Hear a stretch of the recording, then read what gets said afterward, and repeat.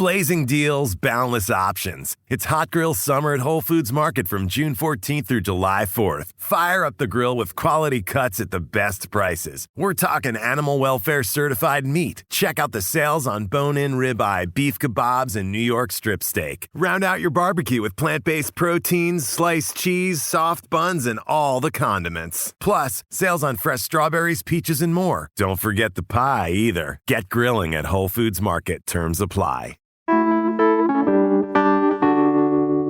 When you think of a classic diner, what comes to mind? A counter, cozy booths, never-ending coffee refills, maybe one of those tabletop griddles?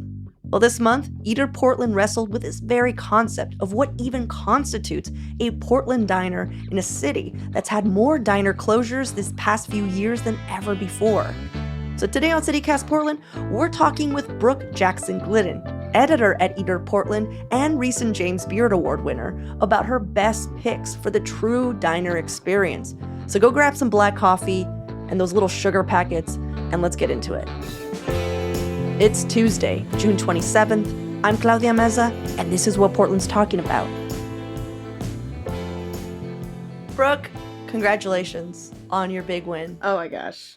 Surreal. I really, really did not see that one coming. Like, genuinely. I did. I know people say that, but I did not. I really did. Remember when I predicted that you would win? Listen, you should have put money on it. Oh my God, that's a whole new, category of betting. Just who's going to win the James Beard? Just have brackets? Perfect. Portland would get into it. Totally. But before we jump in, I wanted to see if you could help us define what makes a diner. Or what is a diner for our listeners, since we're going to be going through it, Yeah. What criteria are we working with? So I think that, when we were defining diners here for this specific package and what we think of as diners, it's a place specifically that serves breakfast and lunch that's going to have dishes that we really associate with diners. So, your flapjacks, your corned beef hash, your egg and three are basically, toast, hash browns, that sort of thing. Mm-hmm. Into milkshakes, burgers, fries. And then those weird specific diner foods that I feel like you only see on these sorts of menus, like liver and onions or cottage cheese as a side. Those feel like very diner specific dishes. And if you have that, I think that there are a few aesthetic things that I do think are true of most diners, which is that you have this really classic diner counter, this place where people can sit, kind of like the original chef's counter, if you will. I love that. Yeah, right. yeah.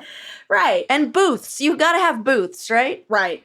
Booths, banquettes, something along those lines where again, it's this idea of family friendly seating, but also solo diner seating. Mm-hmm. It's meant to feel accessible. Yeah. So we're going to break down your picks into categories. Yeah. Since we're talking already about brackets. So we're going to be using time of day as a bracket.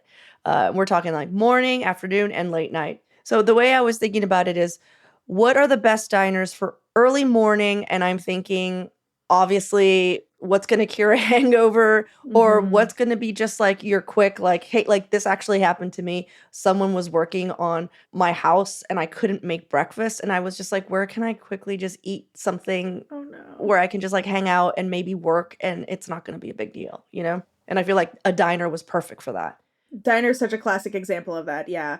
Okay, so when I think early morning diner, I feel like we've lost a lot of that here. And I think maybe that's because my college diner in Boston, it opened at 4 a.m., baby. They were there for the people getting off of the last shift. Right. Or truck drivers or whatever. And I don't think there are many places like that left here, unfortunately. But there are places that open at 7 a.m., which is still much earlier than most Portland restaurants or breakfast cafes. But 7 a.m., I know some people are 7 a.m. is early, girl. But to me, that's medium early comparatively. So my answer has to be Stepping Stone Cafe. I really love that place. I think that, I have specific memories of waking up, walking around that park that's kind of over there, and going in, sitting at this counter and getting cup of coffee and biscuits and gravy. I love biscuits and gravy. It's one of my favorite. It feels like a very Oregon breakfast food. I mean, it's American, it's everywhere, but I don't know. I just feel like biscuits and gravy, you see it on a lot of diner menus and a lot of cafes in Portland. So I think they do a really great version of it. I also really, if I'm like really, really hungover, I really like a ham steak and eggs. Interesting. Yeah, because like people love like a steak and eggs, but sometimes I'm like weirded out by it. Like, I don't know, sometimes if I'm really, really, again, we're talking like not kind of hungover, like egregiously hungover, like I might get weirded out by like even like sausage or bacon. So like just like ham, it's gonna be good, it's gonna be salty, it's gonna hit that protein sort of element. And to me, I think is more inclined to stay juicy. I think that the chicken fried steak has more of a potential of being overcooked. Unless it's from Nighthawk. Have you been to Nighthawk? Yes. And I do think, so I had I had these like weird, constant questions of like, what is a diner? Is this a diner? Blah, blah, blah. Nighthawk to me is an example of those like diner dive bars. Like a Slim's? Yes, totally. Very much the same thing, or like... Because it's not as accessible. Right. Because like if you were to walk by, a family wouldn't be like, oh, everyone, we should go to Slim's. Right. Or Nighthawk, right? Right, yeah. Yeah, you can, but I think that it was hard for me to kind of decide. And my exception was my father's place. Like, to me, that is a dive bar diner, but the diner is a diner. You walk in, there is no mistaking it's a diner. It's that big counter. It has the plastic salt and pepper shakers, the big white coffee mugs. So I'm like, okay, that's a diner for sure. You just don't go on the dive bar side. It's like they have a good like separation of church and state there. Awesome. Okay, these are great. Okay, what about afternoon? A nice place to eat alone if you needed to either work, read, or just recharge. What's your pick for the perfect afternoon diner? So I think, again, a very funny thing to me is that, again, we have really shortened the time frame that a diner is open these days. Like, it's like they're opening later and they're closing earlier. So a lot of diners are now closing at like 1 or 2. And that's kind of always been the case. But like when it comes to like, I'm getting to a place at 2 p.m., I am getting like a double-decker club sandwich. And again, not feeling guilty for like taking a booth. Like, so if I'm like at a diner and it's just me and it's like 11 a.m., I'll feel like kind of a jerk if I'm like taking a whole booth. Yeah. But like a place where I feel like I can do that at 2 p.m. You know what I mean? No one's there. Again, people might go, oh, it's not a diner. I stand by it being a diner, and my answer is Bannings. Oh. The like pie place, kind of like on the way. If you're like going to wine country, you pass it. I think like, to me, I really associate diners with pie. Like, I think that to me, it's I think it comes from like childhood trips to like go camping or to the mountains, and then like, okay, we're gonna stop at a place like, if you're Eugene gang, rise up, like if you're going to the Vita Cafe on your way to camp or whatever, you get a slice of pie. So like, I really think pie, I associate diners like road trip diner experiences with pie, and Bannings has so much and has like that big pie case and stuff. So I love to like go in, I get a slice of pie depending on the season. I'm kind of a key lime girl. Really? Yeah. And if I'm like destitute, if I'm like extremely sad, chicken pot pie is like this is like 3 alarm. But is it 3? As a former journalist, or a current journalist, but a former like newsroom journalist, it's like, I'm trying to remember, is it a 3 alarm fire? Anyway, point is, if I'm real sad, I need a chicken pot pie stat, I will do that at Bannings. Or just straight up, again, I love a chicken club sandwich, like that full energy. But I will get that there. Also, side note, Fuller's coming back soon. I was gonna ask. Waiting with bated breath. When you said it, early morning, and you didn't say Fuller's, I was like, that's it. Well, Fuller's has been closed. Yeah, Fuller's is basically where I would go whenever I would have to take my girlfriend or a friend super early to PDX or to anything. We would treat ourselves. We'd be like, okay, we're just gonna go to Fuller's and have some breakfast, and then like off you go, you know? I don't want to like show my hand, but I really have to say, if you are like getting up early to go to PDX and you're not going to Cameo, what are we doing? It's like my right on God. the way. I love Cameo so much, and it's like right on the way to PDX. We gotta stick to our bracket. Staying where we are. This whole show could be about Cameo Cafe. Anyway, point is, Fuller's has been closed. I'm waiting. Come back soon, my love. So important to me. But what Fuller's does is that chicken club sandwich that's like kind of half a chicken salad sandwich and half a BLT. Ooh. Oh what? my God, I love it so much. It's like a full layer of chicken salad. Bill Oakley has told me about this for like years, and it's so, so good. And Bill Oakley would be the person who would know about sandwiches. I don't know if you all know who Bill Oakley is, but he used to be a former writer on The Simpsons, and he wrote one of the most, I wouldn't say notorious, well-known bits, which was steamed hams. And then out of nowhere, he was just like, I'm going to move to Portland. I don't know if he was from here originally, but he was like, I'm going to move to Portland. And then he got super into reviewing fast food. And if you're at all into sandwiches or just like fast food, like this guy, it's not just like someone going, this is good. Like he really, really dedicated his life to becoming like a fast food foodie. And it's amazing. Yeah. Also, Brooke, it's a five alarm fire. 5 alarm fire. Not 3 alarm. 5 whole alarms. Just FYI. Okay, so 5 alarm, depression, situation, chicken pot pie paintings. All right. We'll punch that in. I'm so glad we locked that in. All right. Well, let's take a quick break here. And when we come back, let's talk about the late night spots.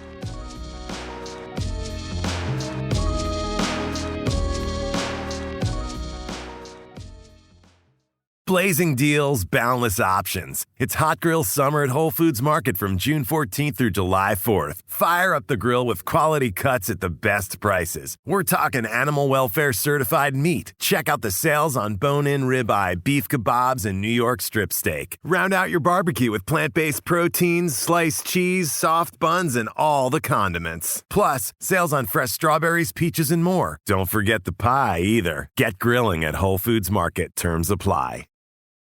This episode is brought to you by FX's The Bear. The hit series returns with Jeremy Allen White in the Golden Globe-winning role of Carmy. He and the team will transform their family sandwich shop into a next-level spot, all while being forced to come together in new ways as they confront their past and reckon with who they want to be in the future. FX's The Bear. All episodes now streaming, only on Hulu. So, next one, late night. Can accommodate a larger friend crowd. Maybe has items that will soak up all the alcohols. What's your late night diner pick? There is literally no answer other than My Father's Place. Okay. My Father's Place is the answer to this. Like, you could say, oh, Hot Cake House. No. My Father's Place. You want to know why? Because it's like an important transition place. You go in, you're still a little lit. You're like, flaming Dr. Peppers. And you like do that, or you have your final beer. And then it's like, okay, and now I need biscuits and gravy. Now I need a patty melt. And you know what? You got one. You got one, baby. It is a diner just as much. And it's open until 2:30. So it's like, this is a place that opens, I think, at 7 a.m. and closes at 2:30 a.m. That's right now kind of unheard of. And like the food is I'm sorry. decent. I'm sorry. That's what Slim's does. I feel like at every point I just am like, so you just, Slims. Okay, I stand by this, but I like the vibe. I don't dislike Slims. I dated someone in St. John's. I hang out there. Wow. Did you really I'm pull sorry, the I is this- dated someone in St. John's vibe so I don't hate Slims, Brooke? No, I spent time at Slim's. I am familiar. If it's a choice, I think everyone has their version of this, but I'm speaking my truth. Okay. My truth is My Father's Place. I will allow it. I do love Slims. I'm not anti-Slims, but my answer in my heart is My Father's Place. And I think it has to do with how it looks in there. Like, I get it. No, I get it. I totally get it. Are you telling me there's a better way to end the night? It's like, okay, we've been bar crawling. And then you go to My Father's Place. Okay. And you can have a beer and you can play pool and then you eat like, they make this like, it's so gross and I love it more than anything on earth. It's like it's like kind of a McGriddle, but make it diner. So it's like a breakfast sandwich with pancakes. And that's right up my alley, baby.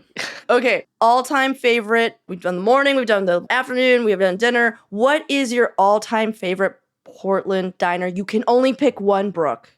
Cameo Cafe, period. Will you tell someone who, because I know about Cameo. Oh, I know about Cameo, but can you tell someone who's never heard of Cameo what Cameo is, where it is, why it's so gosh darn special?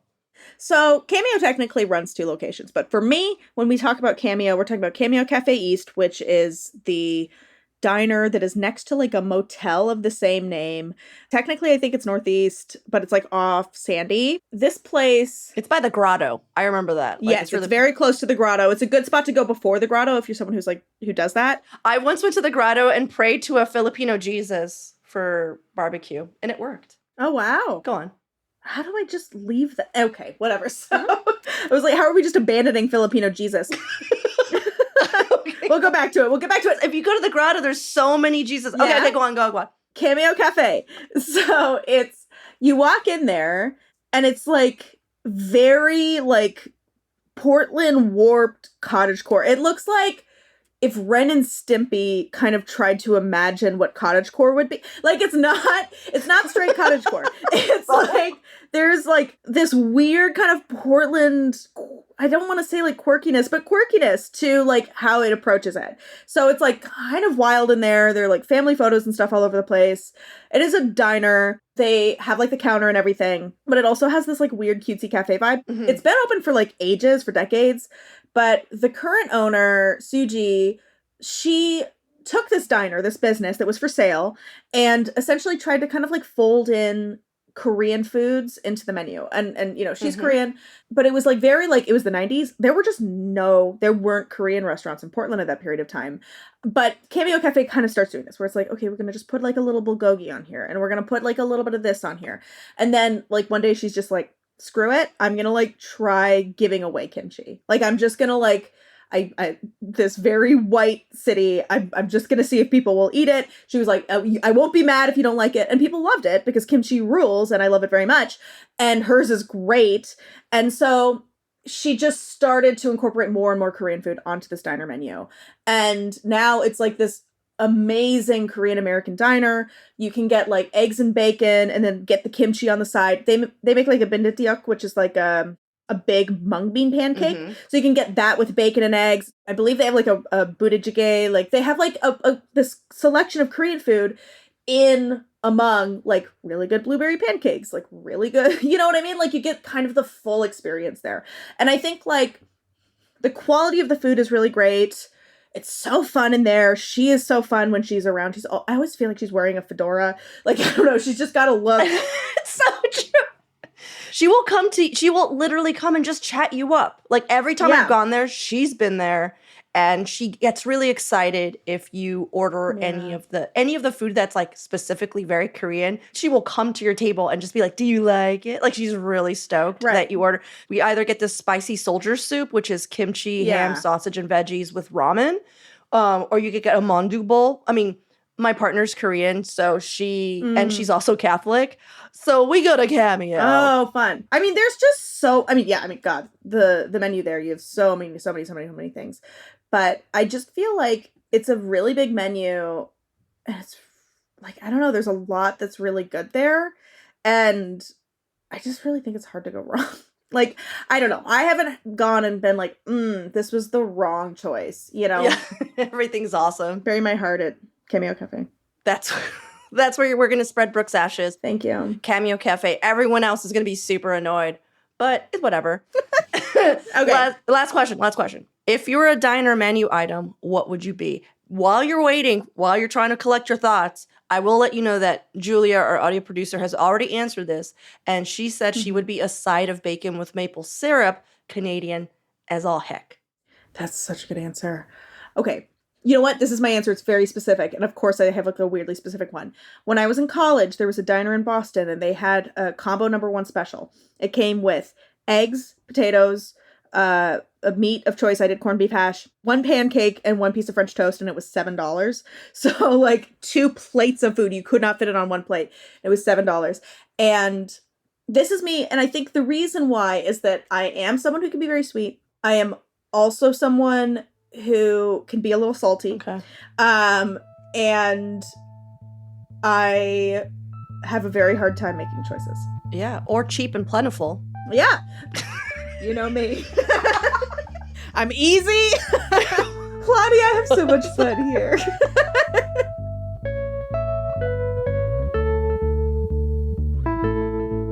And now for your microdose of news. The Oregon legislative session ended this weekend with a flurry of new bills being passed, including one that once again criminalizes the possession of the powerful opioid fentanyl. It's the first time lawmakers went back on the controversial Measure 110, which decriminalized possessing small amounts of drugs in Oregon. The new bill makes it a misdemeanor to possess even 1 gram of fentanyl, and it passed with bipartisan support. Also, parents, students, and teachers are pushing back against a local religious leader for recommending that Catholic schools not recognize transgender and non-binary students' gender identities. Oregon Archbishop Alexander Sample issued guidance earlier this year on the use of things like pronouns, uniforms, and all-gender bathrooms. The protests have led to the Archdiocese of Portland temporarily closing its Department of Catholic Schools. For even more local news and events, sign up for our daily newsletter, Hey Portland. We'll throw a link in the show notes.